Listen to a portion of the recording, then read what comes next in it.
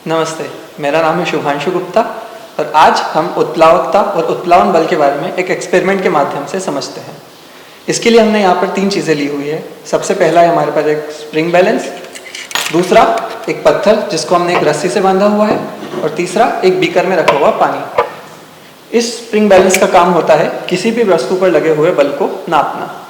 बल की यूनिट होती है न्यूटन। तो आप अगर इसमें देखेंगे तो यहाँ पर दाईं तरफ जो स्केल है उसमें सबसे ऊपर लिखा है न्यूटन और उसके नीचे पूरा स्केल बना हुआ है।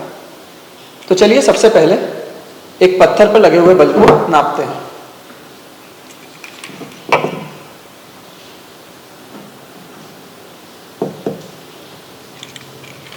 जब हम इस पत्थर को स्प्रिंग बैलेंस पर लटकाते हैं तो हमें पता है कि इस पत्थर पर एक गुरुत्वाकर्षण बल लग रहा है। उस गुरुत्वाकर्षण बल की मात्रा हमें इस स्प्रिंग बैलेंस में देख सकते हैं, जो कि है लगभग 3 न्यूटन। अब हम ये जानना चाहते हैं कि इस पत्थर को पानी में रखने पर इस रीडिंग में या इस वस्तु पर लगे हुए बल में कमी आती है या वो बल बढ़ता है। तो चलिए शुरू करते हैं।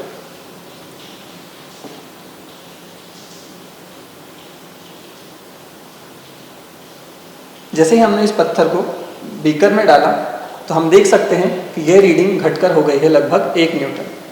एक बार फिर से ट्राई करते हैं। जब पत्थर हवा में रखा हुआ था तो रीडिंग थी लगभग 3 न्यूटन और जैसे ही हम इस पत्थर को धीरे धीरे पानी में डालते हैं तो यह रीडिंग कम होकर हो गई है लगभग 1.5 न्यूटन। अब ऐसा क्यों हुआ? तो जब पत्थर हवा में था तो इस पत्थर पर लग रहा था गुरुत्वाकर्षण बल, जिसकी मात्रा हमने देखी वो थी लगभग 3 न्यूटन। जैसे ही हमने इस पत्थर को पानी में डाला तो उस पत्थर पर लगने वाले बल की मात्रा में कमी आकर हो गई लगभग 1.5 न्यूटन। इसका कारण क्या था? इसका कारण था कि पत्थर पर पानी द्वारा एक और बल लगाया जा रहा था, जो कि गुरुत्वाकर्षण के विपरीत दिशा में लग रहा था। इस वजह से पत्थर पर लगने वाले कुल बल की मात्रा थोड़ी कम हो गई है। इस पानी द्वारा लगाए गए बल को हम कहते हैं उत्प्लवन बल और पानी की इसी प्रॉपर्टी को कहा जाता है उत्प्लावकता। पानी की जगह पर हम कोई भी द्रव पदार्थ ले सकते हैं और उस द्रव पदार्थ में जब भी हम कोई ठोस वस्तु डालेंगे तो हमेशा द्रव पदार्थ द्वारा ठोस वस्तु पर उत्प्लावन बल लगाया जाएगा।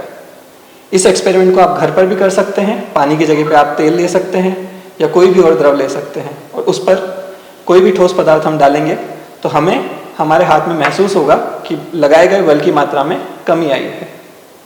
आज के एक्सपेरिमेंट में इतना ही। अगले एक्सपेरिमेंट में फिर मिलते हैं। धन्यवाद।